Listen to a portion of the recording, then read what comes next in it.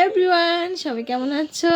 আশা করি ভালো আছো। তো দেখো, আজকে আমি তোমাদের সঙ্গে একটা নতুন ভিডিও শেয়ার করব, যেটা হচ্ছে আমার ছেলে ডাক শিখেছে।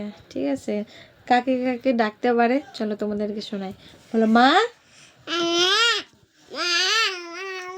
মুখে থেকে হাত সরাও, ভালো করে বলো মা, বাবা, এই যে বলো বাবা, বলো বাবা, বলো উলু দিচ্ছে, বলো বাবা, তারপরে দাদা, দাদা বলো তাহলে দেবো। আগে বলো দাদা,